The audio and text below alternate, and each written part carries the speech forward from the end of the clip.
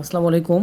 আজকে হলো ষষ্ঠ শ্রেণীর 2.1 যে অনুপাত অধ্যায়টা আছে, অনুপাত অধ্যায় আছে, সেটার হলো 16 নম্বর অঙ্কটা বোঝাবো। আপনারা অনেকে অনেক অঙ্ক পারেন, আমি 16 নম্বরটা আগে বোঝাচ্ছি, কেননা আমার স্টুডেন্টের 16 নম্বর অঙ্কটা দরকার, তো ভাবলাম এটা একটু বোর্ডে দিই। অন্যগুলো পারবেন, আমি ধারাবাহিকভাবে ভিডিও দিব, সমস্যা নাই। কিন্তু এখানে বলা আছে, দেখেন, দুইটি কম্পিউটার দামের অনুপাত, দুইটা কম্পিউটার দামের অনুপাত 5:6।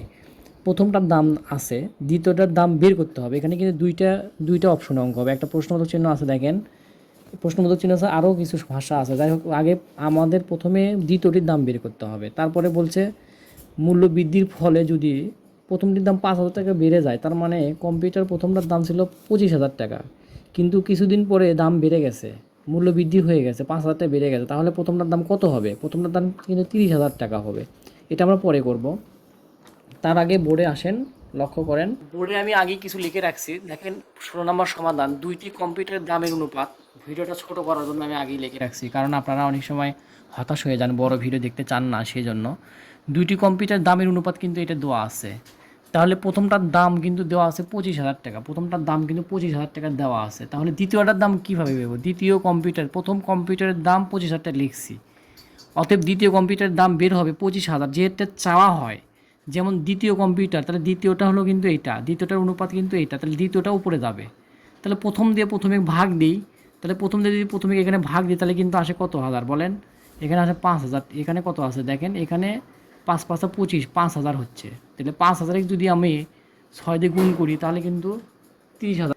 বিষয়টা খেয়াল করেন, এই 5 দিয়ে যদি আমি এটাকে কাটি, তাহলে কত হয়? 5,000 হয়। তাহলে 5×6 = 30,000। প্রথমটার দাম কিন্তু 30,000 টাকা বের হয়ে আসলো। এটা কিন্তু একটা উত্তর হওয়ার কথা ছিল, কিন্তু ওখানে বলা ছিল প্রথমটির দাম 5,000 টাকা বেড়ে যাওয়ায়, তাহলে প্রথমটির দাম কিন্তু এখন দেখেন 5,000 টাকা বেড়ে গেছে। তাহলে প্রথমটার দাম যদি 5,000 টাকা বেড়ে যায়, তাহলে 25,000-এর সাথে 5 যোগ, তাহলে প্রথমটার দামও কিন্তু 30,000, আগেও 30,000, পরেও 30,000। কিন্তু আমরা কি জানি, একক অনুপাতের সূত্র কিনে যে দুইটি অনুপাত যদি একই হয়, তাহলে তাকে কিন্তু একক অনুপাত বলে। কিন্তু সেটা লেখার আগেই আমরা এখানে লিখবো, অতএব প্রথম কম্পিউটারের দাম অনুপাত দ্বিতীয় কম্পিউটারের দাম। তাহলে প্রথম কম্পিউটারের দাম 30,000, দ্বিতীয় কম্পিউটারের দামও আমার 30,000, দ্বিতীয় কম্পিউটারের দামও 30,000। তাহলে আমরা লিখতে পারবো, বিষয়টা হলো, দেখেন, যেহেতু প্রথম কম্পিউটারের দাম এবং দ্বিতীয় কম্পিউটারের দাম সেম, আমরা এটা লিখবো। লেখার পরে এই লাইনটা নিচে হবে, যেহেতু সরল আমরা জানি, কিন্তু আমরা কি জানি, সরল অনুপাতের পূর্বরাশি এবং উত্তরাশি সমান, তাদের অনুপাত কিন্তু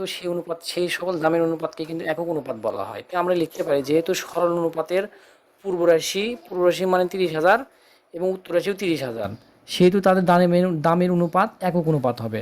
উত্তর আমরা লিখতে পারি এইভাবে, দ্বিতীয় কম্পিউটারের দাম 30,000, তাদের দামের অনুপাত একক অনুপাত, এভাবে আমরা লিখতে পারি। অবশ্যই এভাবে লিখলে আমাদের হবে, কোনো সমস্যা হবে না।